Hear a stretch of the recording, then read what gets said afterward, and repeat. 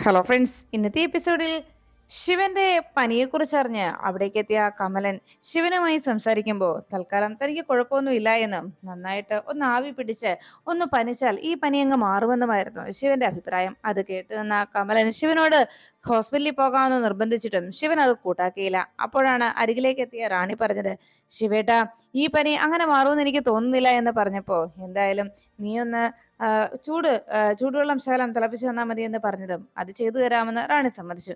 അപ്പോഴാണ് അങ്ങനെ ഒന്ന് ആവി പിടിച്ച് ഒന്ന് ശരിക്കൊന്ന് പനിച്ച് വേർത്ത് കഴിയുമ്പോൾ ഈ പനി വിടും, എനിക്ക് ഉറപ്പല്ലേ എന്നതായിരുന്നു ശിവന്റെ മറുപടി.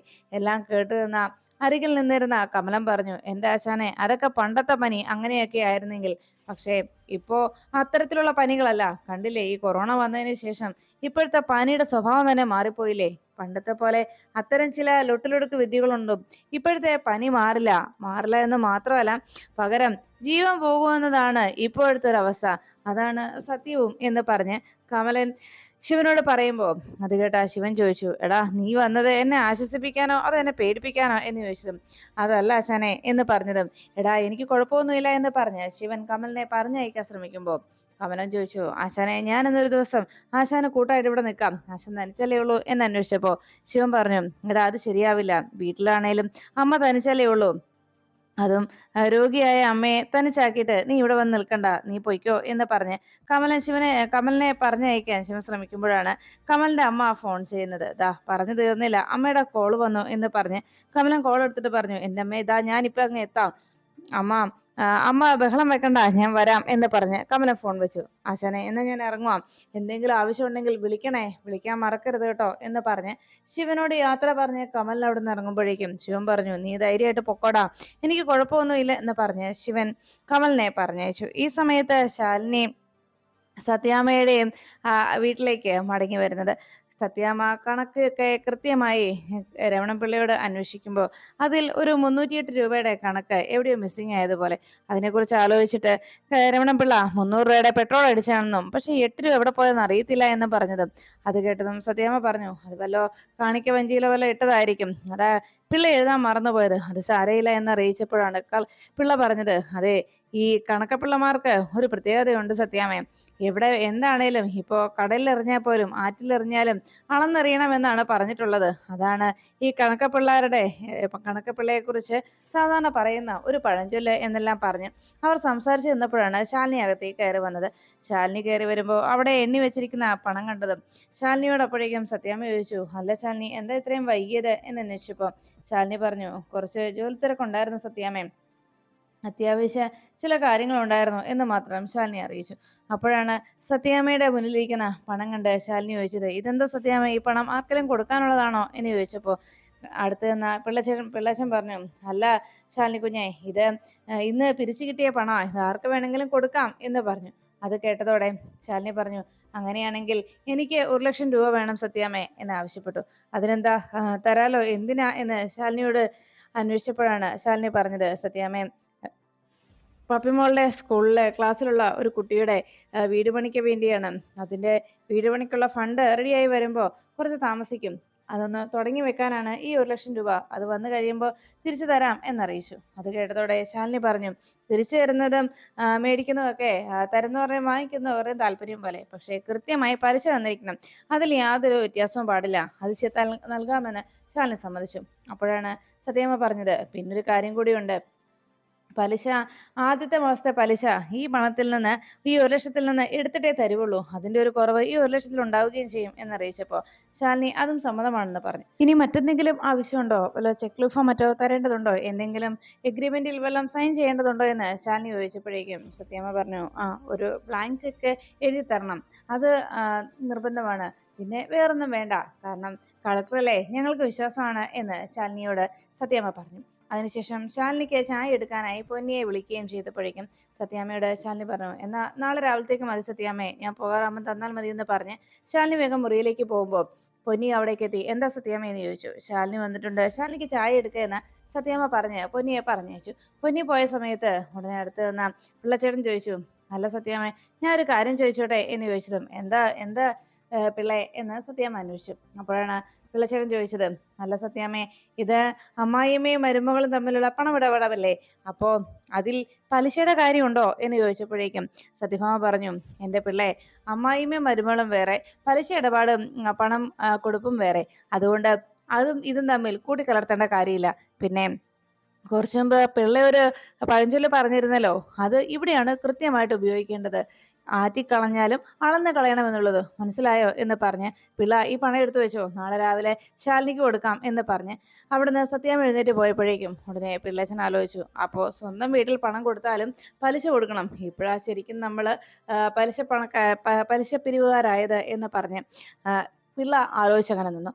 ഈ സമയത്താണ് രോഹിത് ജോലി കഴിഞ്ഞ് തിരിച്ച് കുടുംബശ്രീയിലേക്ക് വന്നിറങ്ങിയത്. ഓട്ടോയിൽ വന്നിറങ്ങിയ രോഹിത് സാധനവുമായി നേരെ സിറ്റൗട്ടിലേക്ക് കയറിയതും വാതിൽക്കൽ തന്നെ കാത്തു നിന്ന ശ്യാമയുടെ മുഖത്തെ ഗൗരവം കണ്ടപ്പോ രോഹിത് പറഞ്ഞു, ദാ സാധനങ്ങളെല്ലാം വാങ്ങിച്ചിട്ടുണ്ട്, നീ പറഞ്ഞതെല്ലാം ഉണ്ടോ എന്ന് നോക്ക് എന്ന് പറഞ്ഞു ആ കയ്യിലിരുന്ന വിഷ് പേപ്പർ ശ്യാമയെ ഏൽപ്പിച്ചു. ശ്യാമ അത് നോക്കാതെ തന്നെ രോഹിത്തിനോട് പറഞ്ഞു, എല്ലാം ഉണ്ടോ എന്നൊക്കെ നോക്കുകയൊക്കെ ചെയ്യാം, അല്ലെങ്കിൽ നോക്കിയിട്ട് എന്താ എന്ന് പറഞ്ഞപ്പോഴും അതെന്താ ഒരു വല്ലാത്തൊരു ആവപ്പ് എന്ന് രോഹിത് അന്വേഷിച്ചു. അപ്പോഴാണ് ശ്യാമ പറഞ്ഞത്, ഓ എന്ത് നോക്കാനാ, ഇങ്ങനെയൊക്കെ നോക്കിയാലും ഈ കുടുംബത്തിൽ നമുക്കെന്ത് അധികാര അവകാശമൊക്കെയാ, ഇവിടെ മറ്റു പലരും അല്ലെ അവകാശങ്ങളും അധികാരമൊക്കെ ആയിട്ട് വന്നിറങ്ങുന്നത് എന്ന് പറഞ്ഞപ്പോൾ നീ ഇത് ആരെക്കുറിച്ചാണ് പറയുന്നത് രോഹിത് സംശയത്തോട് ചോദിച്ചു. അപ്പോഴേക്കും ശ്യാമ പറഞ്ഞു, അല്ല ഇന്നേ ഇവിടെ പലരും വന്ന് അവരുടെ അധികാരത്തിൽ പല ആളുകളെയും ഇവിടെ നിർബന്ധപൂർവം നമ്മുടെ വീട് താമസിപ്പിക്കാൻ ശ്രമിക്കുകയായിരുന്നു. അതിന് സാധിക്കാതെ പോയപ്പോൾ ഹോട്ടലിൽ ഇപ്പോൾ അവരെ ആക്കിയിട്ട് പോയിരിക്കുന്നു എന്ന് പറഞ്ഞതും ദീപുവിൻ്റെ അമ്മയും ദീപുവും ആകെ ഭയത്തോടെ ശ്യാമയുടെ സംസാരവും പ്രവൃത്തിയൊക്കെ നോക്കി ആ ഹോട്ടലിനകത്തിരുന്നു. അപ്പോഴേക്കും രോഹിത് ചോദിച്ചു, എൻ്റെ ശ്യാമ, നീ ഒന്ന് മനസ്സിലാകുന്ന കാര്യം പറ, എന്തൊക്കെയാ നീ പറയുന്നത് എന്ന് ചോദിച്ചതും ഒരു കുടുംബത്തെ ഇതാണ്ട ആ ഹോട്ടലിനകത്ത് കൊണ്ടുവന്ന് പാർപ്പിച്ചിട്ടുണ്ട്, വീട്ടിൽ കൊണ്ടുവന്ന് നിർത്താനാണ് ഉദ്ദേശിച്ച് വന്നത്, പക്ഷെ അത് ഞാൻ ബഹളം വെച്ച് സമ്മതിക്കാതിരുന്നത് കൊണ്ട് ഇപ്പോൾ ഹോട്ടലിൽ നിർത്തിയിട്ട് പോയിരിക്കുകയാണ്. അതുകൊണ്ട് രോഹിത് ഒരു കാര്യം ചെയ്യണം, ഇപ്പൊ തന്നെ അവരുകളെ ഇവിടെ നിന്ന് ഇറക്കി വിടാൻ അച്ഛനോട് പറയണം. രോഹിത് ഇവിടെ നിൽക്കണമെന്നുണ്ടെങ്കിൽ അവരുകളെ ഇവിടുന്ന് പറഞ്ഞയക്കണമെന്ന് രോഹിത് കട്ടായം പറയണം എന്ന് പറഞ്ഞ് ശ്യാമ രോഹിത്തിനോട് അതിനെക്കുറിച്ച് സംസാരിക്കണമെന്ന് നിർബന്ധം പിടിച്ചു. അത് കേട്ടതും രോഹിത് പറഞ്ഞു, ഞാനെന്ത് പറയാനാ, ഇത് നിങ്ങളുടെ കുടുംബകാരിയാണ്, അത് ഞാൻ കൈകടത്തേണ്ട കാര്യമില്ല. പിന്നെ ശാലിനി ഇവിടെ കൊണ്ടേ ആക്കിയാൽ അതിനൊരു കാരണം ഉണ്ടാവും, അല്ലാതെ നീ ചിന്തിക്കുന്ന പോലും ഒന്നും അല്ല എന്ന് പറഞ്ഞ് രോഹിത് അകത്തേക്ക് പോകാൻ തുടങ്ങുമ്പോഴേക്കും രോഹിത്തിനെ പിടിച്ചു നിർത്തുകയാണ് ശ്യാമ. രോഹിത് അകത്തേക്ക് പോകാൻ വരട്ടെ, രോഹിത് അച്ഛനോട് പറ അവരെ ഇപ്പൊ തന്നെ ഇവിടെ ഇറക്കി വിടണമെന്ന്. രോഹിത് അത് പറയണം, അല്ല എന്നും ഇങ്ങനെ ഈ വീട്ടിൽ കഴിയാന്നൊക്കെയാണ് രോഹിത്തിന്റെ വിചാരം എന്ന് ചോദിച്ചതും ശ്യാമയോട് രോഹിത് ദേഷ്യപ്പെട്ടു. എന്റെ ശ്യാമേ, നീ എന്തൊരു സ്വഭാവത്തിലായി സംസാരിക്കുന്നത്, ഞാൻ പറയുന്നത് ഒന്ന് കേൾക്ക്, ശാലിനിക്കും ഈ വീട്ടിൽ അവകാശമുള്ളതല്ലേ, അതുകൊണ്ട് തന്നെ നിങ്ങളുടെ കുടുംബകാര്യത്തിൽ ഞാൻ കയറി ഇടപെടണ്ടല്ലോ എന്ന് പറഞ്ഞപ്പോൾ രോഹിത്തിനോട് ശ്യാമ ചോദിച്ചു, അത് ശരി, അപ്പോൾ ഇത് എന്റെ മാത്രം കുടുംബകാരിയായി മാറിയോ എന്ന് ചോദിച്ചു. രോഹിത്തിനോട് ബഹളം വെക്കുമ്പോഴേക്കും ഇത് കേട്ടുകൊണ്ട് അവിടേക്ക് വന്ന ഗോപാലകൃഷ്ണൻ ചോദിച്ചു, എന്താ പ്രശ്നം. അപ്പോഴാണ് രോഹിത് പോലും അറിയാത്ത രീതിയിൽ ശ്യാമ ഗോപാലകൃഷ്ണനോട് പറഞ്ഞു, അച്ഛാ, രോഹിത്തിനോട് പോലും ചോദിക്കാതെ അവരെ ഇവിടെ വിളിച്ചു കയറ്റിയതിൽ രോഹിത് ഇഷ്ടമില്ല, രോഹിത് ഇവിടെ നിന്ന് ഇറങ്ങി പോവാന്നാണ് പറഞ്ഞിരിക്കുന്നത്. രോഹിത്തിന് ഈ വീട്ടിൽ താമസിക്കാൻ താല്പര്യമില്ലെന്ന്, ഇങ്ങനെ അഗതികളെയൊക്കെ വിളിച്ചു കയറ്റിയിരുത്തിയാൽ എങ്ങനെയാണ് രോഹിത് ഈ വീട്ടിൽ കഴിയുക, അല്ലെങ്കിലും രോഹിത് ഇവിടെ അച്ഛൻ വീട്ടിൽ വന്ന് കഴിയാനായിട്ട് വന്നിരിക്കുന്നതല്ലോ. എന്തായാലും ഇതൊന്നും ശരിയായ കാര്യമല്ല, രോഹിത് ഇവിടെ നിന്ന് ഇറങ്ങി പോകുന്ന പറയുന്നത്, രോഹിത്തിന് ഇതൊന്നും ഇഷ്ടപ്പെട്ടിട്ടുമില്ല, രോഹിത്തിന്റെ വായിലിരിക്കുന്ന മുഴുവൻ എന്നെ കേൾപ്പിക്കാനാണോ അച്ഛാ എന്നൊക്കെ ശ്യാമ ദേഷ്യപ്പെട്ട് ചോദിക്കുമ്പോഴേക്കും ഇത് കേട്ട രോഹിത് പറഞ്ഞു, ദേ ശ്യാമ, നീ ആവശ്യമില്ലാത്തൊന്നും വിളിച്ചു പറയരുത് എന്ന് പറഞ്ഞ് രോഹിത് ബഹളം വെച്ചു. അപ്പോഴേക്കും ഗോപാലകൃഷ്ണൻ പറഞ്ഞു, നിങ്ങളുടെ പ്രശ്നം എന്താ, ഇപ്പം അവരെ ഇവിടെ നിർത്താൻ പാടില്ല അതല്ലേ, അത് ഞാൻ ശരിയാക്കാം. അത് കേട്ടതും ദീപു വല്ലാതെ ഭയത്തോടെ അമ്മയോട് ചോദിച്ചു, അമ്മേ, ഇനി നമ്മൾ ഇവിടുന്ന് ഇറങ്ങേണ്ടി വരുമോ, നമ്മൾ എങ്ങോട്ട് പോകും അമ്മേ എന്ന് ചോദിച്ചതും, എങ്ങോട്ടെങ്കിലും പോയല്ലേ കുഞ്ഞെ പറ്റൂ, നമുക്ക് ഈശ്വരൻ അങ്ങനെ ഒരു വിധിയാ തന്നിരിക്കുന്നതെങ്കിൽ ബാക്കിയേറിയ ആരോരുമില്ലാത്തവർക്ക് ഈശ്വരൻ തുണയുണ്ടാവുമെന്ന് പറഞ്ഞു കേട്ടിട്ടില്ലേ മോനെ എന്ന് ചോദിച്ചപ്പോഴേക്കും ദീപു പറഞ്ഞു, അമ്മയെ, നമുക്ക് അങ്ങനെ ദൈവം ഒന്നും സഹായത്തിനായി എത്തിയില്ലല്ലോ, നമുക്ക് എത്തിയത് പപ്പിയുടെ അമ്മയല്ലേ എന്ന് ചോദിച്ചപ്പോൾ ദീപുവിന്റെ അമ്മ പറഞ്ഞു, അതാ മോനെ, ദൈവം നേരിട്ട് വരില്ല, ഇതുപോലെ ഓരോരുടെയും രൂപത്തിലാണ് നമുക്ക് മുന്നിലേക്ക് എത്തുക എന്ന് ദീപുവിനെ പറഞ്ഞ് അമ്മ സമാധാനിപ്പിച്ചു. അപ്പോഴാണ് ശ്യാമയുടെ ബഹളം കേട്ട് ഗോപാലകൃഷ്ണൻ ചോദിച്ചത്, നിനക്കിപ്പോൾ എന്താ ആവശ്യം, നാളെ അവരിവിടെ ഉണ്ടാവാൻ പാടില്ല അതല്ലേ, ഇന്നൊരു ദിവസത്തേക്കല്ലേ ശാലിനി ആവശ്യപ്പെട്ടത്, ഇന്നൊരു ദിവസത്തേക്ക് അവരിവിടെ കഴിയട്ടെ. നാളെ രാവിലെ അവറ്റകളെ മൂന്നിനെയും ഹോട്ടൽ തുറക്കുന്നതിന് മുമ്പ് അവിടുന്ന് പുറത്താക്കുന്ന കാര്യം ഞാൻ ഏറ്റു. നാളത്തേക്ക് എന്തേലും പോംവഴി കണ്ടെത്തി അവൾ വരും. അതല്ലാതെ ഇപ്പോ ഇവരെ ഇറക്കി വിടണ്ട. നീ ഒന്ന് സമാധാനപ്പെട്ടൊന്ന് കേറിപ്പോ ശ്യാമേ എന്ന് പറഞ്ഞ് ഗോപാലകൃഷ്ണൻ ശ്യാമയെ സമാധാനപ്പെടുത്തുമ്പോഴേക്കും അകത്ത് നിന്ന് ശാരികയുടെ കുഞ്ഞ് കരയുന്ന ശബ്ദം കേട്ടു. അയ്യോ, ഇനിയിപ്പോ അവിടെ എന്താ പ്രശ്നം എന്ന് ഞാൻ നോക്കട്ടെ എന്ന് പറഞ്ഞ് ഗോപാലകൃഷ്ണൻ വേഗം അകത്തേക്ക് കയറിപ്പോരും. ഇത് കേട്ട ശ്യാമ ആകെ ദേഷ്യത്തോടെ പറഞ്ഞു, തുടങ്ങി ഇനി അടുത്ത് ഒന്ന് മാറുമ്പോ അടുത്തത്. എന്റെ ദൈവമേ, ഇതിന്റെ വായില് വല്ലതും തിരികെ വെച്ചാലോ, ഏതു നേരവും ഇങ്ങനെ കയറുന്ന കാർച്ചയാണല്ലോ എന്ന് പറഞ്ഞ് ശ്യാമ ബഹളം വെക്കുമ്പോ ഇത് കേട്ട് നിന്ന രോഹിത് ചോദിച്ചു, എന്റെ ശ്യാമ നീ എന്തൊക്കെയാ പറയുന്നത്? നീയും ഒരിക്കൽ ഒരു കുഞ്ഞിനെ ആഗ്രഹിച്ചതല്ലേ എന്ന് ചോദിച്ച് രോഹിത് ദേഷ്യപ്പെട്ട് അകത്തേക്ക് പോകുമ്പോഴേക്കും ശ്യാമ കലതുള്ളി പറഞ്ഞു, ഒരു രീതിയിലും മനുഷ്യന് സമാധാനം തരില്ല, കുഞ്ഞായിട്ടും അഗതികളായിട്ടും ഒക്കെ എന്ന് പറഞ്ഞ് കരുതുള്ളിക്കൊണ്ട് ശ്യാമ അകത്തേക്ക് കയറിപ്പോയി. ആ സമയത്ത് ശ്യാമ ആകെ ദേഷ്യപ്പെട്ട് അകത്തേക്ക് പോകുമ്പോഴേക്കും അവിടെ നടന്ന സംഭവങ്ങളൊന്നും അറിയാതെ ശാലിനി ഉറങ്ങാനായി കിടക്കുകയായിരുന്നു. ശാലിനി കുഞ്ഞുങ്ങളുടെ ഒപ്പം ബെഡിലേക്ക് കിടന്നതും ശാലിനിയുടെ മനസ്സിലേക്ക് പെട്ടെന്ന് ഒരു വിജനമായ ഒരു സ്ഥലത്ത് അവിടെ ആരോ തനിച്ചു നിൽക്കുന്നതായിട്ട് ശാലിനി കാണുന്നു. അവിടെ വലിയൊരു തീ കത്തിയെരിയും ഒരു ചിത എരിഞ്ഞുകൊണ്ടിരിക്കുന്നു. അതിന്റെ തൊട്ടടുത്ത് ആരോ ഒരാൾ നിൽക്കുന്നു. ശാലിനി ഒന്നുകൂടെ നോക്കുമ്പോൾ മുന്നിലേക്ക് പിന്തിരിഞ്ഞു നോക്കിയ അയാളുടെ മുഖം അതും ശിവന്റേതാണെന്ന് ശാലിനി ഞെട്ടലോടെ കണ്ടു. പെട്ടെന്ന് ചാടി എഴുന്നേൽക്കുകയാണ് ശാലിനി. ആർക്കോ എന്തോ ആപത്ത് വരാൻ പോകുന്നു എന്ന് മനസ്സ് പറയുന്നു എന്ന് ശാലിനിക്ക് വല്ലാത്ത ആശങ്ക തോന്നി. എന്താ അത്, എന്താ ഞാൻ അങ്ങനെ സ്വപ്നം കണ്ടതെന്ന് ഓർത്ത് ശാലിനി വല്ലാത്ത ടെൻഷനിലായി. എന്ത് ചെയ്യണമെന്നറിയാതെ ആകെ വിഷമിച്ച് ശാലിനി അങ്ങനെ നിൽക്കുമ്പോഴാണ് എഴുന്നേറ്റ് വേഗം കുറച്ച് വെള്ളം എടുത്ത് കുടിച്ചു. അപ്പോഴേക്കും ശാലിനിയുടെ ഫോണിലേക്ക് ഒരു കോള് വന്നു. ശാലിനി ഇത് ആരാണെന്ന് എടുത്ത് നോക്കുമ്പോഴേക്കും റാണിയാണ് വിളിച്ചതെന്ന് കണ്ടതോടെ കോൾ അറ്റൻഡ് ചെയ്തു. ഉടനെ റാണി പറഞ്ഞു, ശാലിനി ചേച്ചി, ഞാനാ റാണി. ഇവിടെ ശിവേട്ടന് പനി വല്ലാതെ കൂടിയിട്ടുണ്ട് ശാലിനി ചേച്ചി.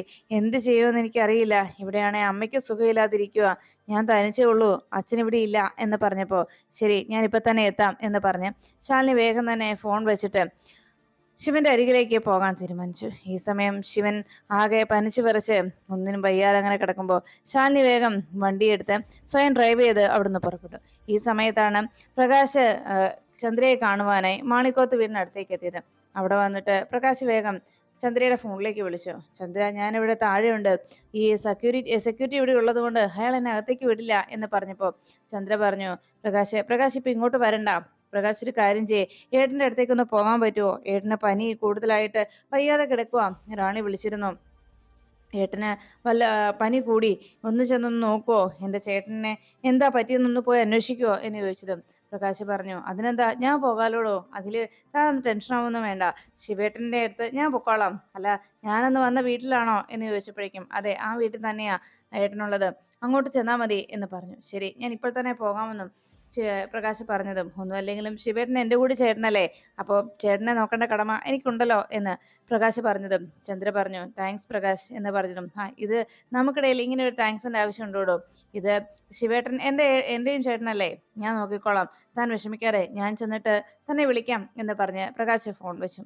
അപ്പോഴേക്കും ശിവനാകെ വയ്യാതെ കണ്ണുകളൊക്കെ ആകെ മറഞ്ഞു തുടങ്ങിയ അവസ്ഥയിൽ ശിവന്റെ നെറ്റിയിൽ കൈവച്ച് റാണി നോക്കി. ശിവേട്ട, പനി നന്നായിട്ട് കൂടുന്നുണ്ട്, ഇനിയിപ്പോ എന്താ ചെയ്യുക എന്ന് ചോദിച്ചതും അച്ഛൻ ഇനിയിപ്പോ വരുമെന്ന് തോന്നുന്നില്ല, അമ്മയ്ക്കാണെങ്കിൽ വയ്യാതെ കിടക്കുക, അപ്പോൾ നമ്മൾ എന്ത് ചെയ്യട്ടാ എന്ന് ചോദിച്ചതും ശിവൻ പറഞ്ഞു, സാരയില്ല, ഇനിയിപ്പോ നേരെ ഇത്രയും വൈകിയില്ലേ, ഒരു കാര്യം ചെയ്യാം, കുറച്ച് തുണി എടുത്ത് നനച്ച് ഒന്ന് നെറ്റിയിലിട്ട് നോക്ക്, അപ്പോഴേക്കും പനി മാറും എന്ന് പറഞ്ഞപ്പോൾ റാണി പറഞ്ഞു, ഞാനേ ശാലിനി ചേച്ചിയെ വിളിച്ചിട്ടുണ്ട്, ശാലിനി ചേച്ചി ഉടനെ എത്താമെന്നാ പറഞ്ഞത്, അവിടെ ചേച്ചിയും തനിച്ച എങ്കിലും എങ്ങനെയെങ്കിലും എത്താമെന്ന് ചേച്ചി പറഞ്ഞിട്ടുണ്ട് എന്നറിയിച്ചു. ശിവൻ അപ്പോഴേക്കും വെള്ളം ശകലം എടുത്ത് തൻ്റെ നെറ്റിയിലിട്ട് തരാനായി, തുണി നനച്ച് തൻ്റെ നെറ്റിയിൽ വെച്ച് തരാനായി ശിവൻ റാണിയോട് ആവശ്യപ്പെട്ടു. ഉടനെ തന്നെ റാണി ശിവൻ ആവശ്യപ്പെട്ടതുപോലെ വേഗം തന്നെ തുണി നനച്ച് ശിവനെ നെറ്റിയിലിട്ട് കൊടുത്തു. അത് കണ്ടതും ശിവൻ ആകെ വേർത്ത് അങ്ങനെ കിടക്കുന്ന കണ്ടതും റാണി വന്ന് നോക്കി, ദേ ശിവേട്ട, ഇതുകൊണ്ടൊന്നും പനി മാറുമെന്ന് എനിക്ക് തോന്നുന്നില്ല, ദാ ആ തുണി ഇപ്പൊ തന്നെ ഉണങ്ങി എന്ന് പറഞ്ഞ് ശിവന്റെ നെറ്റിയിൽ നിന്ന് തുണി എടുത്തു മാറ്റി. അപ്പോഴാണ് ശാലിനി ആ വീട്ടിലേക്ക് വന്നെത്തിയത്. കാറിൽ വന്നിറങ്ങിയ ശാലിനി വേഗം തന്നെ അകത്തേക്ക് കയറി വന്നു. എന്താ റാണി എന്ന് ചോദിച്ച് അരികിലേക്ക് വന്നതും ശിവൻ അപ്പോഴേക്കും ആകെ അവശനായിരിക്കുന്നത് ശാലിനി കണ്ടു. അടുത്തേക്ക് എത്തിയപ്പോഴേക്കും ശിവന് വല്ലാതെ ദാഹിക്കുന്നെന്നും വെള്ളം വേണമെന്ന് ശിവൻ ആവശ്യപ്പെട്ടുകൊണ്ടിരുന്നു. റാണിയോട് ശാലിനി പറഞ്ഞു, റാണി വെള്ളം എന്ന് പറഞ്ഞു. ഞാൻ എടുത്തോണ്ട് വരാം ചേച്ചി എന്ന് പറഞ്ഞു റാണി വേഗം കിച്ചണിലേക്ക് പോയി. അപ്പോഴേക്കും ശിവനോട് ശാലിനി ചോദിച്ചു, ഇത്രയും പനി കൂടുന്നത് വരെ ഇങ്ങനെ ഇരിക്കേണ്ട കാര്യം ഉണ്ടായിരുന്നോ? ഹോസ്പിറ്റലിൽ പോയിക്കൂടായിരുന്നോ എന്ന് ശാലിനി ദേഷ്യത്തോടെ ശിവനോട് ചോദിച്ചു. അപ്പോഴാണ് റാണി അവിടേക്ക് വെള്ളവുമായി എത്തിയത്. ശിവ എഴുന്നേക്ക്, വെള്ളം കുടിക്കുക പറഞ്ഞ് ശാലിനി ശിവനെ പിടിച്ചെഴുന്നേൽപ്പിച്ച് വെള്ളം കൊടുക്കാൻ തുടങ്ങുമ്പോഴേക്കും പെട്ടെന്ന് ശിവൻ ബോധം കെട്ട് താഴേക്ക് വീണു. ശാലിനിയുടെ മടിയിലേക്ക് വീണ ശിവനെ വേഗം ശാലിനി വെള്ളം പിടിക്കാൻ പറഞ്ഞ റാണിയുടെ കയ്യിലേക്ക് ആ ഗ്ലാസ് കൊടുത്ത് ശാലിനി ശിവനെ മടിയിലേക്ക് കിടത്തി. ശിവനെ വീണ്ടും വിളിച്ചുണർത്താൻ ശാലിനി ശ്രമിച്ചു. ശിവ ശിവ എന്ന് പറഞ്ഞ് എത്ര വിളിച്ചിട്ടും ശിവൻ എഴുന്നേക്കാത്തതുകൊണ്ട് ശാലിനി വേഗം ആ വെള്ളം ശകലം കയ്യിലേക്ക് വാങ്ങിച്ച് അത് മുഖത്ത് തളിച്ചു നോക്കി. ശിവന്റെ ബോധം തെളിയാത്തതുകൊണ്ട് ശാലിനി ശിവനെ കുലുക്കി വിളിച്ചു നോക്കി. ശിവന്റെ നെഞ്ചിലേക്ക് കൈവച്ചപ്പോൾ വല്ലാത്തൊരു സ്പാർക്ക് ഉണ്ടായതുപോലെ ശാലിനിക്ക് തോന്നി. ശാലിനിക്ക് എന്താ സംഭവിച്ചതെന്ന് അറിയാതെ ഒരു ഷോക്ക് ഉണ്ടായതുപോലെ ശാലിനി ആകെ ഞെട്ടലോടെ ഇനി ഒന്നുകൂടി പിടിക്കാൻ ശാലിനിക്ക് ധൈര്യമില്ലാത്തതുകൊണ്ട് വേഗം ശിവന്റെ നെഞ്ചിൽ പിടിക്കാതെ പതിയെ ശിവനെ മാറ്റി ആ ബെഡിലേക്ക് എടുത്തി. ഇനിയിപ്പോൾ എന്താ ചെയ്യുക, ശിവൻ എന്താ പറ്റിയത് എന്ന് ശാലിനി ആകെ ടെൻഷനോടെ റാണിയോട് ചോദിച്ചു. ശിവൻ ഒരനക്കവുമില്ലാതെ അങ്ങനെ അബോധാവസ്ഥയിൽ കിടക്കുന്ന സമയത്താണ് പ്രകാശ് ഒരു ഓട്ടോയിൽ അവിടേക്ക് വന്നിറങ്ങിയത്. പ്രകാശ് അകത്തേക്ക് വന്നതും ശാലിനി അവിടെ നിൽക്കുന്നത് കണ്ട് പ്രകാശ് അകത്തേക്ക് കയറി ചേച്ചി എന്ന് വിളിച്ചതും എടാ നീ വേഗം ഒന്ന് നോക്കിക്കേ, ശിവൻ എന്താ പറ്റിയെന്ന്, ശിവന് ബോധം പോയി എന്ന് ശാലിനി ടെൻഷനോടെ പറഞ്ഞു. വേഗം പ്രകാശിനെ വിളിച്ച് ചന്ദ്ര പറഞ്ഞ സമയത്ത് തന്നെ സ്റ്റെത്തും പിന്നെ BP നോക്കാനുള്ള മീറ്ററും ഒക്കെ ആയിട്ടായിരുന്നു അവിടേക്ക് പ്രകാശ് എത്തിയത്. എന്തായാലും BP കുറഞ്ഞതായിരിക്കുമെന്നായിരുന്നു പ്രകാശിന്റെ ധാരണ. വേഗം പ്രകാശ് ഒന്ന് പരിശോധിച്ച് നോക്കിയപ്പോഴേക്കും പ്രകാശിന് വല്ലാത്ത ടെൻഷനായി. വീണ്ടും ഒന്നുകൂടി കയ്യിലെ നാടിയിടുപ്പൊക്കെ ഒന്ന് പരിശോധിച്ചിട്ട് ശിവന്റെ കണ്ണുകളൊക്കെ ഒന്ന് തുറന്ന് പതിയെ നോക്കി. ഇത് കണ്ടതും ശാലിനിയും വല്ലാത്ത ടെൻഷൻ ഉണ്ടാക്കി. ചേച്ചി ഇവിടുന്ന് ഹോസ്പിറ്റലിൽ എവിടെയായിട്ടാ, അടുത്താണോ എന്ന് ചോദിച്ചപ്പോഴേക്കും റാണി പറഞ്ഞു 1 മണിക്കൂർ ദൂരം വേണ്ടി വരും, എന്തായാലും കുറഞ്ഞെങ്കിലും എന്ന് പറഞ്ഞപ്പോൾ ഒരു അരമണിക്കൂറിനുള്ളിൽ നമുക്ക് എത്രയും പെട്ടെന്ന് ഒരു ഇഞ്ചക്ഷൻ കൊടുത്തേ പറ്റൂ എന്ന് ശിവേട്ടന് എത്രയും വേഗം ഒരു അരമണിക്കൂറിനുള്ളിൽ ഇഞ്ചക്ഷൻ കൊടുക്കണമെന്ന് പ്രകാശ് അറിയിച്ചു. അതെന്താ എന്താ പ്രകാശ്, എന്താ പ്രശ്നം എന്ന് ശിവന്റെ ആ പ്രശ്നം എന്താണെന്ന് ശാലിനി ടെൻഷനോടെ പ്രകാശിനോട് ചോദിച്ചു. അപ്പോഴേക്കും പ്രകാശ് പറഞ്ഞു, ഹാർട്ടിന് പ്രോബ്ലം ഉള്ളവർക്ക് ചിലർക്കൊക്കെ ഉണ്ടാകാറുള്ളതാണ് ഈ സൈലന്റ് അറ്റാക്ക്. അതാണ് ഇവിടെ സംഭവിച്ചിരിക്കുന്നത്. ഒരു അരമണിക്കൂറിനുള്ളിൽ ആ മെഡിസിൻ കൊടുക്കണം, ഇല്ലെങ്കിൽ ശിവേട്ടന്റെ നില ക്രിട്ടിക്കലാകും എന്നറിയിച്ചു. ഇനി ഇവിടുന്ന് ഹോസ്പിറ്റലിലേക്ക് പോകുന്നതും ഹോസ്പിറ്റലിൽ നിന്ന് ആംബുലൻസ് വിളിച്ചു വരുത്തി അവിടേക്ക് എത്തുക എന്നതും റിസ്ക് ആണ് എന്ന് പ്രകാശ് പറഞ്ഞതും ശാലിനി ചോദിച്ചു, പ്രകാശേ ആ മെഡിസിൻ മെഡിക്കൽ ഷോപ്പിൽ കാണില്ലേ, അവിടുന്ന് വാങ്ങിച്ചാൽ പോരെ എന്ന് ചോദിച്ചതും പ്രകാശ് പറഞ്ഞു, കാണും ചേച്ചി, എന്തൊക്കെയാണ് വേണ്ടെന്ന് ഞാൻ ചേച്ചിക്ക് വാട്സപ്പിൽ മെസ്സേജ് ചെയ്യാം, ഫോണിലേക്ക് മെസ്സേജ് അയക്കാം, ചേച്ചി എത്രയും പെട്ടെന്ന് അത് വാങ്ങിച്ചിട്ട് വരണം. ഒരു 10-20 മിനിറ്റ് ശിവേട്ടൻ്റെ ഇപ്പോഴത്തെ കണ്ടീഷനിൽ നിന്ന് ശിവേട്ടൻ്റെ ജീവനൊരാപത്തും വരാതെ ഞാൻ പിടിച്ചു നിർത്താം. വേഗം തന്നെ നമ്മുടെ കയ്യിൽ 20 മിനിറ്റോളമേ നമ്മുടെ കയ്യിൽ സമയമുള്ളൂ, അതിനുള്ളിൽ മരുന്ന് എത്തിക്കണം എന്ന് പറഞ്ഞപ്പോൾ ശാലിനി പറഞ്ഞു, ഞാൻ എത്രയും വേഗം 10 മിനിറ്റ് പ്രകാശ്, ഞാൻ വേഗം മരുന്ന് വാങ്ങിച്ചിട്ട് വരാം. ഇനി ഏത് മെഡിക്കൽ ഷോപ്പ് തുറപ്പിച്ചിട്ടാണെങ്കിലും ഞാൻ മരുന്ന് കൊണ്ട് വരുള്ളൂ എന്ന് പറഞ്ഞ് ശാലിനി വേഗം വണ്ടി എടുത്തുകൊണ്ട് അവിടെ നിന്ന് ഇറങ്ങി. അപ്പോഴേക്കും പ്രകാശ് ശിവന്റെ അപ്പോഴത്തെ കണ്ടീഷൻ അറിയാനായി വേഗം ശിവനെ പരിശോധിച്ച് BP മറ്റുമൊക്കെ ചെക്ക് ചെയ്ത് ശിവന്റെ ഇപ്പോഴത്തെ നില തരണം ചെയ്യാനായിട്ടുള്ള ഫസ്റ്റ് എയ്ഡുകൾ എല്ലാം ചെയ്തുകൊണ്ട് പ്രകാശ് ശിവന്റെ അരികിലായിരുന്നു. റാണിയും ആകെ ടെൻഷനോടെ ശിവേട്ടനൊരാപത്തും വരുത്തരുത് എന്ന പ്രാർത്ഥനയോടെ ശിവന്റെ അരികിൽ നിൽക്കുകയാണ്. അങ്ങനെ ശാലിനി വേഗം തന്നെ ഒരു മെഡിക്കൽ ഷോപ്പിലേക്ക് എത്തി. 1-2 മെഡിക്കൽ ഷോപ്പുകളൊക്കെ അടഞ്ഞു പോയതുകൊണ്ട് കുറച്ചുകൂടി മുന്നോട്ട് പോയി ഒരു ഷോപ്പ് മാത്രം തുറന്നിരിക്കുന്ന ശാലിനി കണ്ടു. അയാളുടെ അരികിലേക്ക് എത്തി തൻ്റെ കയ്യിലേക്ക് ഫോണിലേക്ക് പ്രകാശ് അയച്ച ആ പ്രിസ്ക്രിപ്ഷനിൽ ഉള്ള സാധനങ്ങളൊക്കെ അയാളോട് ആവശ്യപ്പെട്ടു. താൻ കളക്ടറാണെന്നും വേഗം തന്നെ ഇത് എടുത്തു തരണമെന്നും ആവശ്യപ്പെട്ടപ്പോൾ ഉടനെ ശാലിനിയുടെ കയ്യിൽ അത് കൊടുത്തുവിടാൻ അയാൾ തയ്യാറായി. അങ്ങനെ അതും വാങ്ങിച്ചുകൊണ്ട് ശാലിനി തിരിച്ചു വരുന്ന വഴിയാണ് അവിടെ ശിവന്റെ അവസ്ഥ പ്രകാശ് വിളിച്ച് ചന്ദ്രയോട് അറിയിച്ചത് കേട്ട് തന്റെ ഏട്ടനെ ഇപ്പോൾ കാണണം എന്നുള്ള ആഗ്രഹത്തോടെ അച്ഛന്റെ അമ്മയുടെയും ഒക്കെ എതിർപ്പുകൾ പോലും ശ്രദ്ധിക്കാൻ നിൽക്കാതെ ചന്ദ്ര വീട്ടിൽ നിന്ന് ഇറങ്ങിയത്. വരുന്ന വഴിയിൽ ചന്ദ്രയെ അപായപ്പെടുത്താനായി പിന്നാലെ ചില സാമൂഹ്യ വിരുദ്ധരെത്തി. അപ്പോഴാണ് ശാലിനി മെഡിസിനുമായി അതുവഴി വന്നത്. ശാലിനിയുടെ മുന്നിൽ വെച്ചാണ് അവർ ചന്ദ്രയെ കയറി പിടിക്കുന്ന കാഴ്ച കണ്ടത്. വേഗം വണ്ടി നിർത്തി അവരുമായി ശാലിനി ഏറ്റുമുട്ടി അവിടുന്ന് ചന്ദ്രയെ രക്ഷിച്ചുകൊണ്ട് ശിവന്റെ അരികിലേക്ക് മെഡിസിനുമായി ശാലിനി ചന്ദ്രയോടൊപ്പം പാഞ്ഞെത്തുന്നു.